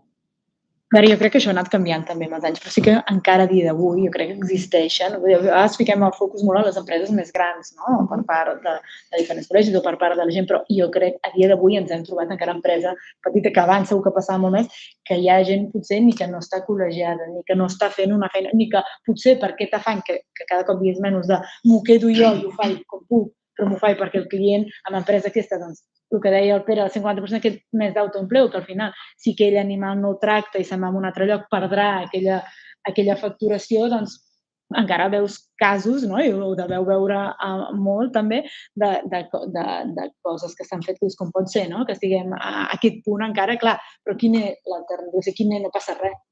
A nivell legal... Això volia posar sobre la taula. No passa massa res. Hauria de passar. Hi ha poca per la casuística que hi ha poca denúncia a les taules dels col·legis. Des del punt de vista col·legial, hi ha poca... Animem a la gent a que denunciï o a que... Jo no parlo d'una denúncia a nivell judicial, sinó que denunciï als col·legis el que observen de mala praxis i el que observen de coses que es podrien millorar, que nosaltres podem fer una feina de seguiment i de sanció. Llavors nosaltres sí que podem sancionar. I que a vegades segurament es denuncia el que no caldria, tampoc. Vull dir que hi ha les dues coses. El que passa que mirant una mica la llei, ara ja hem vist el canvi, no? Fins ara l'animal era un ben material legislat. Ara hem canviat, no? I ara és un mes. I ara en situacions de divorci doncs hi ha una custòdia. Però abans el gos el podies embargar. Aleshores és una mica això de dir, ostres, no passava res amb els animals i tot plegat, que és una miqueta que tot va lligat, no? De dir, bueno, si fas una mala cosa i mates un animal, què passa? Tampoc no passa. Això més que res és una amenaça, no? Que va amb la cua de tot això d'aquesta valoració del sector. No? Però, bueno, mica en mica estem veient canvis. Una paradoxa, no? O sigui, a mi, clar, jo no conec les estadístiques, no? I em costa, no tinc massa criteri, però sí que em sorprèn, em sembla una paradoxa que en xarxes socials, que explicàvem fa 20 minuts, no? Que si cap a un extrem va la cosa és cap a la crítica desproporcionada i injusta, a la mínima, i que, per altra banda, aquesta mateixa societat i tal, que no passa ni una, doncs que quan es fa alguna malament que no denunciïn. No sé si és que és un tema de desconeixement o que la gent ja de mandra, no? De dir que fàcil és dir quatre borrades a la xarxa. I entrar en tot aquest procés. Si ho haig de fer documentar bé, potser és que no hi ha tant... Possiblement va per aquí. Que té a veure amb ficar-se en dir, ostres, ara m'he de posar en un... Ja, en un procediment que no vull invertir temps. Doncs si no vull invertir temps, potser és que no ha sigut... No és tan important, exactament. No, realment arriben casos greus, gravíssims, inclús una cosa que bàsicament que demanem, i demanem des de les institucions, i és que, sobretot l'intrusisme, o sigui, tot el que és tema que un sigui coneixedor de que la botiga del costat fa coses com les que m'has explicat abans. O sigui, realment, que un perruquer faci de boca no és denunciable i s'ha de posar en coneixement dels col·legis perquè aquests centres sí que els tanquem. I els tanquem i els sancionen. Vull dir que aquesta feina és una feina de la societat i de nosaltres mateixos, perquè som coneixedors però moltes vegades no volem tampoc implicar-nos. Jo crec que aquí hi ha un paper molt nostre, perquè aquest client de la perruqueria que se sent ben atès, que potser l'estan enganyant per no ho sap, o sigui, difícilment aquesta persona es ficarà en un lío d'aquests, no? Però clar, i a més, en aquest cas concret, que és una perruquera que fa higienes dentals sense dormir ni res, i llavors que tu li estàs dient al propietari que ho ha de fer d'una altra manera i que t'has de justificar com ho estàs fent tu. I al final li dic, no... Bueno, però això està clar que hi ha intrusisme, amb la qual ja no és justificar-ho amb el... No, és que no justifico, jo li dic, això no s'ha de fer així. No, prefereixo que no cal ni denunciar-ho directament. En aquest cas estic d'acord amb tu. Si ets coneixedor, que també és feina nostra d'una mica de rascar, però realment, si ets coneixedor, s'hauria de fer aquesta denúncia, perquè realment és la manera que aquestes coses no succeeixin. Bueno, jo passaria ja a les fortaleses, perquè si no ens menjarem tot el temps i ara queden les coses bones de la professió, que són les fortaleses i les oportunitats. Ja hem parlat molt de moltes coses, però jo crec que la fortalesa més important és la demanda de veterinaris. Que realment és un sector que ja ho deia, està en creixement i que realment hi ha més mascotes, més animals de companyia, més gossos, més gats, i aquí això vol dir que tenim una eina prou potent com per desenvolupar la nostra feina. Sí, un sector molt robust, que es basa en emocions, que ja sabem que inclús amb les crisis, l'única crisi sèria que ha hagut al nostre sector va ser una crisi per al tema de l'IVA, quan el famós IVA, el canvi del 8 al 21, el que sigui, però no, o sigui, a la crisi general del 2008, el nostre sector ni es va enterar, a la de fa 3 anys tampoc, o sigui, no. Aleshores, i per què? Doncs, és aquesta barreja, de primer que el gos i el gat són molt importants ja dintre de la família i segona que encara havia gent que no en tenia i que en volia tenir, I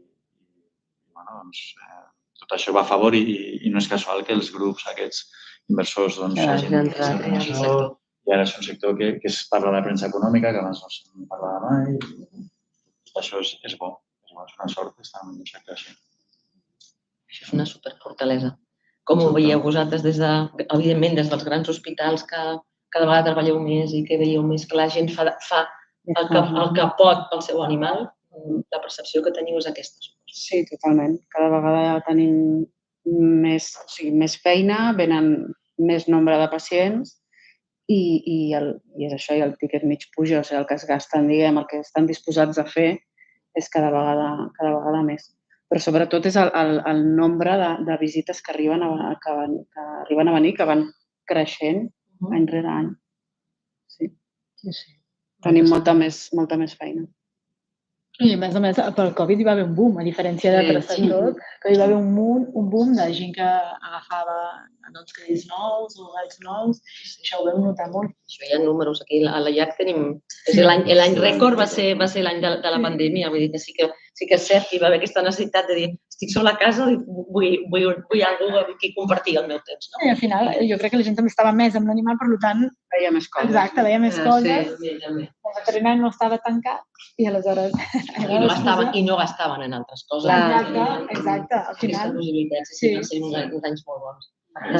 Sí, que a nivell de societat, evidentment, el canvi és, hi ha més mascotes, però també més responsabilitat. Perquè en aquelles èpoques que l'estiu, arribava l'estiu, la necessitat de vacances, el nombre d'animals baixava. Clar, afortunadament això no està passant, és a dir, que és una combinació de responsabilitat també social que en fi, al final la societat està evolucionant en aquest sentit i que és una oportunitat i una fortalesa alhora i que hem de saber donar aquest servei que necessita la societat. Clar, quan tu parlaves dels llocs de treball, falten clínics. Però no només falten clínics, també falten clínics a nivell del sector producció, falten veterinaris, però n'hi ha. És a dir, el que hem de fer és suficientment atractiu l'entorn com perquè es quedin, es mantinguin, no abandonin la professió, com abans deia Mireia, o se'n vagin a un altre país. Que ara arriba aquesta exigència que aquesta fortalesa requereix que nosaltres com a sector estiguem preparats. A més, si estéssim en un altre sector, fem aquestes comparacions, no? Per exemple, si, jo què sé, tinguéssim fàbriques de no sé què, no? I diguéssim, hosti, és que m'està explotant la fàbrica, és que no dono abast, és que no trobo empleats, és que no sé què, és que no m'acabo la feina. Què fa la gent? Pujar preu. Clar, diu, bueno, doncs, escolta, anem a vendre més car i escollirem jo la feina, els projectes que faig i tal. Llavors, clar, dius, i a més, dius, falten veterinaris, hi ha un problema de salaris. Llavors, per donar el missatge sencer, que ningú pensi, hosti, aquests és que estan aquí munyint la vaca, no? Mires el debit de les clíniques, el registre mercantil, i la mitja del sector està en un 6,5%. O sigui que dius, bueno, vamos, és que aquí, o sigui, ningú està abusant de ningú, no? O sigui, dius, hosti, és que semblaria just pujar una mica els preus en general, no? I no amb mala fe, sinó simplement per dir, escolta, que la gent es guanyi una mica millor la vida, que puguin pagar bé salaris, que es reordeni una mica la feina. Escolta, el que vulgui rebentar, treballar malament i ràpid i cobrant poc, doncs que ho faci, però que la majoria de la gent pugui treballar una mica millor, no? Sí, i aquesta és la recepta, perquè altres països, si tens Estats Units, necessiten veterinaris, quasi que cada dia pots llegir que hi ha 20.000 llocs de treball que no s'ocupen. La resposta és crear més facultats de veterinària. Més, és a dir, de cop, de no fer res, de cop 9 facultats veterinàries noves. Amb la qual no trobes ni els docents ideals. Es busquen aquí.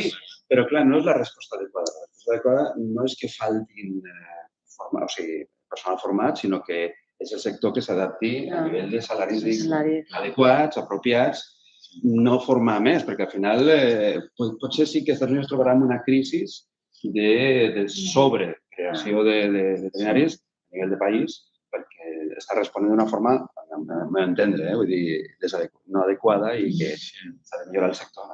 Sí, perquè a més ara parlàvem, no?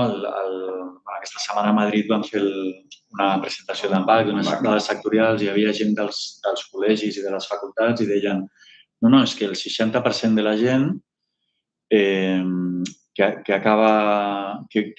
voldria fer clínica al final no acaba fent clínica, més o menys, no recordo el número exacte, però sí, hi havia una fuita molt important de gent que al final no acabava entrant a la professió, perquè posposaven, perquè s'anaven fora, o seguien estudiant, o al final canviaven, se'n sortien, perquè no trobaven atractiu el sector. Llavors dius, ostres, doncs abans que obrir més fàbrica de veterinaris, anem a fer que els que surten que vulguin treballar de veterinaris. Això necessitem pujar preus, perquè si no... I més en un sector, que el vaig sentir la frase l'altre dia, li vas dir que és poc sensible als preus, realment. Treballem amb emocions, que també comentaves abans, Judit. Jo crec que aquí som nosaltres mateixos que hem de fer aquest canvi de... És això, el que passa és que és un sector poc sensible als preus, però ho hem de saber. Els veterinaris ho hem de saber i molts veterinaris no ho sabem. I aleshores ens fa por pujar preus. Ja no això, a vegades els preus els tenim bé, però ens fa por cobrar-ho. Aleshores, hem de saber que tenim marge i que és just, a més a més.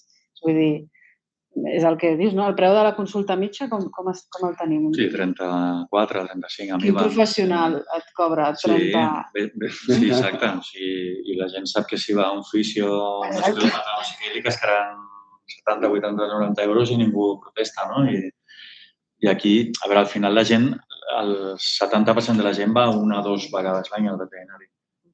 O sigui, gasten el que gasten. Llavors, quan diem que no és sensible, ens referim a això, que quan és una partida que va amb les despeses de la llar, que un pes petit. Llavors, o sigui, que en lloc de gastar de mitja 250, que gastin 300, saps? Si els atenen bé, no els farà cap diferència. En canvi, el sector sí que li pot fer una gran diferència. Clar, i com que no saben el cost de les coses, és la percepció de valor que tu li donis, no? Si ells van allà a la consulta, veuen com està el local, com el tracta el veterinari, que a més li soluciones el problema al seu animal, doncs això, quin preu li assignes, no? És el que li assignem nosaltres. Però primer ens ho hem de creure nosaltres. Sí. El problema és que si tu no t'ho creus que la teva feina té un valor, no el pots transmetre, llavors ja no ho cobres. Llavors és una roba. Això va lligat als sous i tot. Sí, estem aquí, exacte. Són sobre la taula el que dèiem, no? També són oportunitats. O sigui, tenim moltes oportunitats amb aquest marge dels preus, per exemple, dels serveis, del que podem oferir, del que ens sembla que no, exacte, que no té valor, que el té. Vull dir que aquí jo crec que hem de fer tots un canvi de...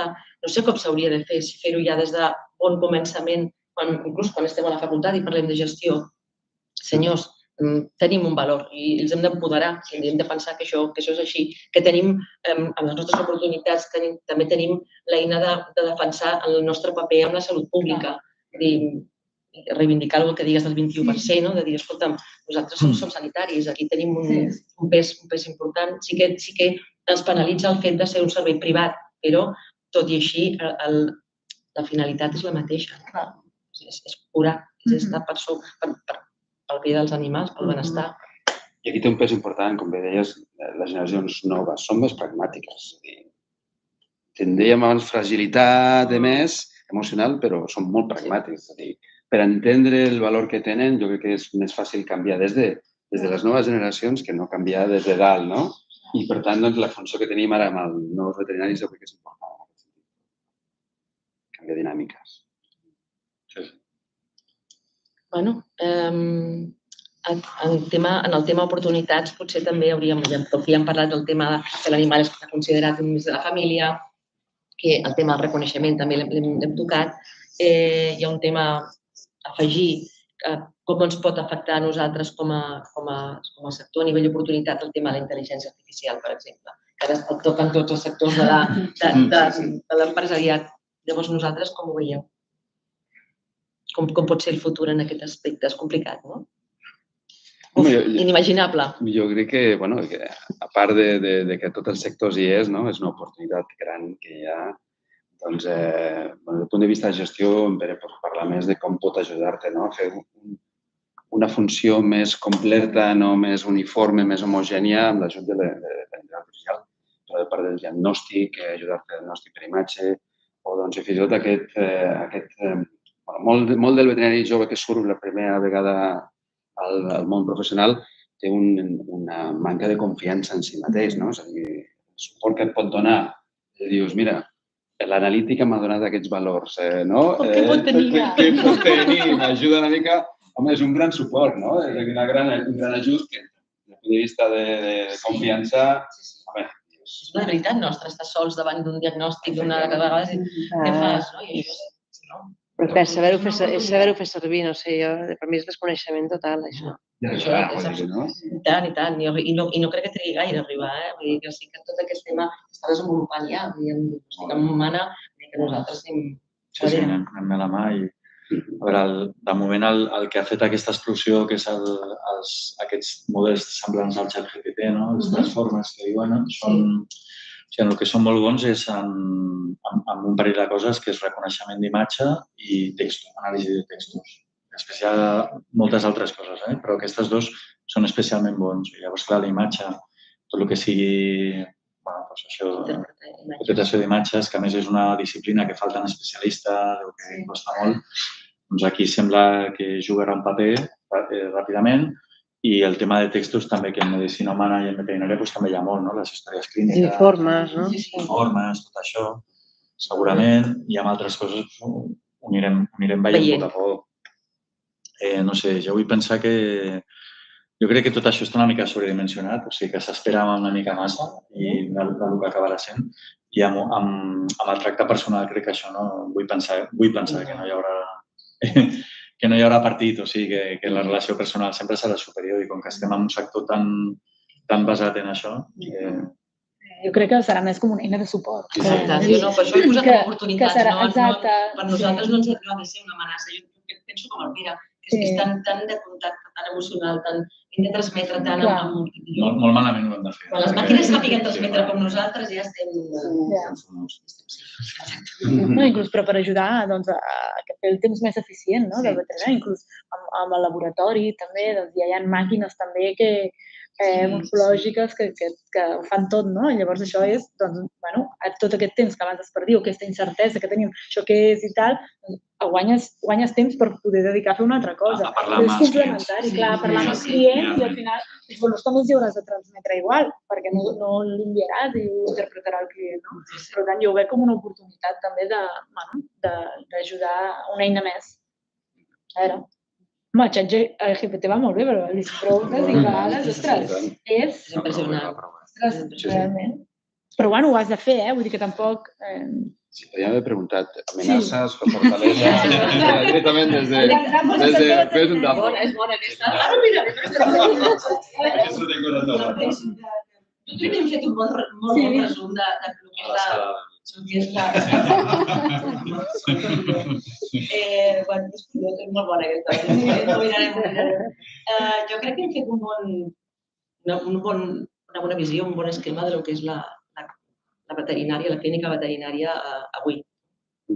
Del que pot ser en el futur ho anirem veient, però jo estic d'acord en que això, des que hem començat nosaltres a treballar, ha canviat poc en quant al que és el tracte directe amb el client.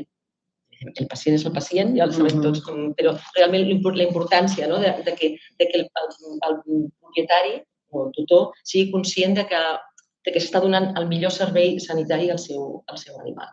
I què és el que t'agraeixen, en el fons. O sigui, la preocupació pel seu gos o pel seu gat és el que al final t'agraeixen i el que et paguen sense mirar el que et paguen. O sigui, és un tema de serveis, d'un sector serveis i molt sensible, jo crec.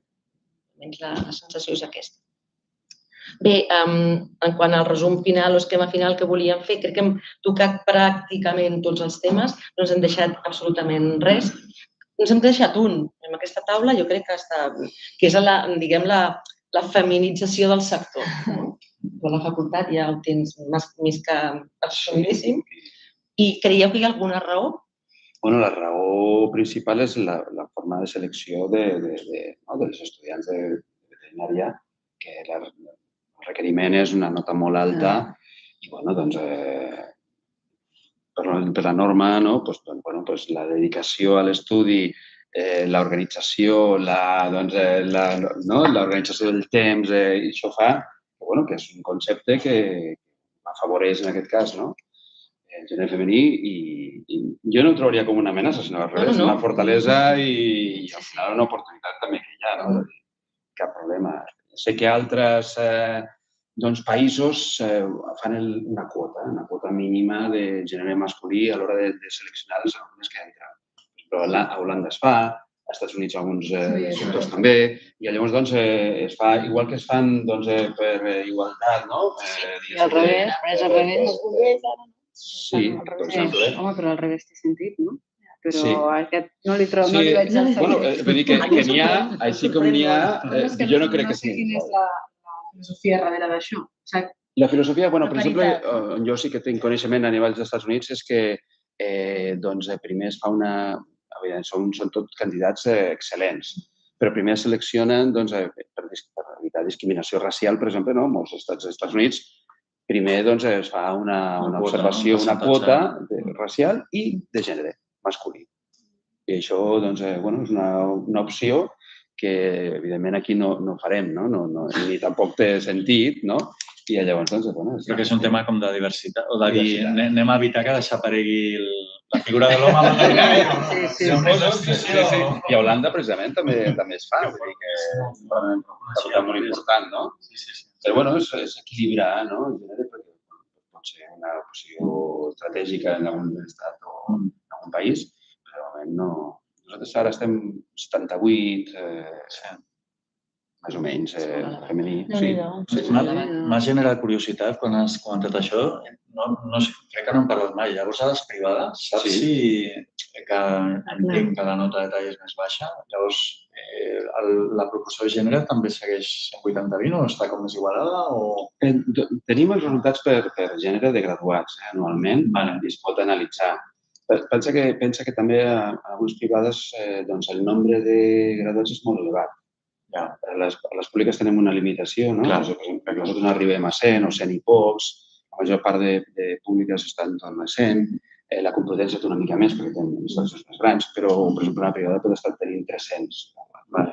I, a més, com que fan els grups de diferents idiomes, algunes d'elles, amb vistes a un mercat diferent, és difícil de veure quan de comparar, però, bueno, pots estar una mica més equilibrat, però no tant. Però també domina permanent. Sí. I al final això es tradueix a les empreses, perquè també, no sé, en l'altre també la majoria, un 70% són dones. Sí, encara i així, segons en BAC, l'informe en BAC, encara a la professió hi ha un percentatge una mica més elevat de... Hi ha un remanent històric, però... Són generacions que potser... Sí, però inclús, per exemple, la gestió que parlàvem al començament, que és un àmbit molt concret, jo recordo quan vam començar fa uns anys, que les aules sempre eren tot homes. I l'explicació era, bueno, sí, és que clar, sí, ara hi ha molta dona, però els propietaris són els equips de venda i això tenien aquesta tendència, que també eren molt masculins. Aquí el que talla el bacallà és l'amo i l'amo és un home. I llavors anaves veient al cap dels anys que la cosa anava canviant. I de cop i volta les aules de gestió començaven a... I ara et diria que no és el 80-20 que veiem a les aules, però el 50-50 a les foros de gestió és el que trobem. Sembla molt bé. Una manera diferent de gestionar. No teniu la sensació de que al ser una professió de cura sigui més feminitzada en aquest nivell, igual que pot ser la infermeria o la medicina? Entenc que sí, no? La sensibilitat, no? Ja està canviant a l'inversa. També. Era pràcticament 100% femení. Hi ha sectors que són canvis socials. L'altre és si realment la gent quan estudia una carrera, i això també ho plantejo a nivell de l'educació precarrera, sap què vol fer a la vida, no? Que jo crec que aquí és un altre debat també de país de dir, escolta'm, tenim un sistema d'educació que tampoc t'ensenya què serà la professió. Llavors, t'agraden els animals? Veterinari, no? I això ens passa a tots, a dir... Saber realment què serà. Quan ets superjove, tens 16 anys, has de triar què voldràs ser la resta de la teva vida quan realment coneixes o el que has vist a casa o el que creus que t'agradaria. Aleshores, bueno, és una miqueta que jo crec que també això acompanya aquella frustració que dèiem de dir m'agraden els animals, vull ser veterinària, però no saps el que comporta. Llavors, potser aquí també el debat seria com ho fem perquè la gent també l'encerti més, no? Sí, la nova llei d'organització del sistema universitari incorpora la possibilitat de fer una enquesta. Això porta complexitat, perquè porta subjectivitat, és una qüestió que implica temps i dedicació. Però llançaria una fletxa en favor de l'elecció de la carrera, en aquest cas veterinària, quan el primer dia de classe fem una enquesta, preguntant què vol fer, per què, quin entorn familiar té, quin entorn rural, urbà té i quines funcions pensa que pot fer un veterinari. Ens emportaríem una sorpresa que ja en 17-18 anys saben perfectament quines són les funcions del veterinari i saben quines no són. I potser la visió no és tant acabar fent medicina individualitzada, més l'entrada és pensant globalment a la conservació, a la biodiversitat, no salvatges o exòtics, sinó pensar una mica més amb el planeta. Hi ha un canvi social del concepte del One Health, del One Health. Hi ha aquesta tendència, però saben perfectament que s'ha de fer inspecció als escorçadors, ho ha de fer un veterinari, però també ho diuen que no ho volen fer. És a dir, el primer dia jo sé que ho puc fer, però no ho vull fer. Igual que també sé que puc fer nutrició, treballar en nutrició, però no ho vull fer. És a dir, i saben molt bé... És curiós analitzar aquestes dades perquè al final pensem que van una mica perduts i que va, que la meva sensació quan analitzo és que Déu-n'hi-do, com saben el que pots fer i el que no pots fer, no? I és de lloar, vull dir que molt bé. Hi ha un estudi que seria molt interessant, que al igual s'ha fet, que és el tema de les nissagues, pares, veterinaris, fills. Perquè jo, per exemple, el meu pare era veterinari, no? I jo ho he sigut i ara tinc dos fills que no ho seran, són altres coses, no? Jo no he intentat, de veritat, que no ni enviar-los cap a una direcció ni l'altra, s'ha donat així, però també penso, quina pena, no?, que no hagin mostrat. I no sé, hi ha molts de vosaltres que, parles amb moltes clíniques, no?, i veus alguns casos de fills que segueixen, però també veus molts que no, i veus que els pares, els que han viscut determinats anys, no els hi fa... no els hi preocupa massa. De fet, prefereixen quasi que els seus fills facin. Jo prefereixo que no ho siguin. Sí, de fet, mai ho he fomentat i al revés, potser he fomentat al contrari. Potser per la... no sé. A mi em faria il·lusió que d'aquí 30 o 40 anys algú parlés d'això i digués, hòstia, és que hi ha molts veterinaris que intenten que els seus fills també siguin, perquè voldria dir que la professió ha millorat. Sí, jo em sento privilegiada de ser veterinària i ho disfruto molt, però prefereixo que les meves filles facin una altra cosa. És aquesta la sensació que tinc. I això vol dir que aquí...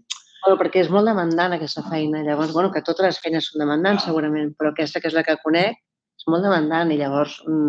Sí, fa pena per elles. Que fan una altra feina que també són demandants les que fan, vull dir que en el fons tot ho és, però com que aquesta és la que conec, doncs sí, he pogut evitar. Sí, de fet mai han vingut a la clínica, així que han vingut, però vull dir, no allò de dir d'ajudar, de veure coses maques, mai ho he fomentat. Preguntem, també si tenen familiars veterinaris. Per tant, això també porta... Bueno, és un percentatge baix, però sí que n'hi ha família ni sagues. S'ha de pensar amb el temps com mirar això, per fer la connexió aquesta i realment els pares veterinaris estan fomentant més que abans o menys. I ens preguntem també la vinculació que tenen amb el món animal. Granja, no? Sí, rurals. I al final pots estar vinculat al sector de moltes maneres. Jo soc filla veterinària. Exacte. I al final he estat al sector tota la vida. Quan ets de veterinari ho vius a casa, no? El que passa que, mira, ara he acabat, jo no he fet veterinària, a casa tampoc m'havien dit, m'havien insistit en ser veterinària, al contrari, de dir, fes una miqueta, que això també s'agraeix, no? La llibertat d'escollir. Jo també en el seu moment, per això ho deia, tampoc no sabia massa què fer, però també m'agrada molt la professió i el sector i més. Ho admiro molt, no? Jo que no ho soc, doncs admiro realment la gent que ha sigut capaç de fer la carrera i que dia a dia s'hi dedica, no? Però al final, per coses de la vida, ara m'hi estic dedicant al sector, no com a veterinària com a tal, però estic connectada i m'agrada molt. Que penso que sí que entens que hi hagi gent que diu, ostres, perquè realment és dur, no? I, és complicat. Però jo això de les generacions, clar, és el que deia, és el que veus a casa i és bonica, és una professió maca, però clar, és sacrificada, no és fàcil. Llavors, clar, has dit una cosa que m'ha agradat molt, que has agraït molt que respectessin la teva elecció. Jo crec que la línia no està en general, la societat de cap aquí respecta cada vegada més l'elecció dels fills en quant a què volen fer. És evident, i pobres d'ells, sempre dic que els fills no s'agradessin els animals, però en cap moment he fet cap moviment, com diu la Carme, perquè continuessin. Que el meu home, que és diguem-ne tradicional, dius, quina llàstima, que no diu llàstima cap ninguna. Vull dir, evidentment que ens agraden els animals. La meva filla sempre ha dit, mames, que els animals són molt bonics, però aquesta feina que feu, com dient, té una part dura, una part molt dura i una part duríssima, que tots, quan parles d'eutanàsies, quan parles de segons quines coses, transmetre aquestes coses que toquen la fibra, i no volen, és aquesta, i més quan és una persona sensible, com una... que és la Carme, o sigui, deixa'ls fer i jo crec que ells veuran sí o sí no. Jo crec que hem fet una taula rodona super interessant, que estarà penjada al YouTube del Consell tan aviat com estigui tot, crec que aviat, no? I que podran veure tots els companys que segurament ara estan treballant, perquè és hora de treballar en la clínica i facturant. I moltíssimes gràcies a tots perquè el vostre coneixement de la professió, la vostra expertesa que els anys, només et dona expertesa i és d'agrair que amb els anys aprenguis el bo el més bo i el boníssim de la professió. El dolent ja ho coneixem i intentarem canviar-ho i jo crec que és un deure de les noves generacions fer-ho. O sigui, canviar la professió cap a l'empoderament i cap al reconeixement. Que demanem sempre, des que vam sortir de la facultat, demanem aquest reconeixement. I potser no sabem ben bé com gestionar-ho o com fer-ho, però jo crec que a poc s'està fent un pas endavant i jo crec que ho aconseguirem. Moltíssimes gràcies a tots. Gràcies a tots. Un plaer.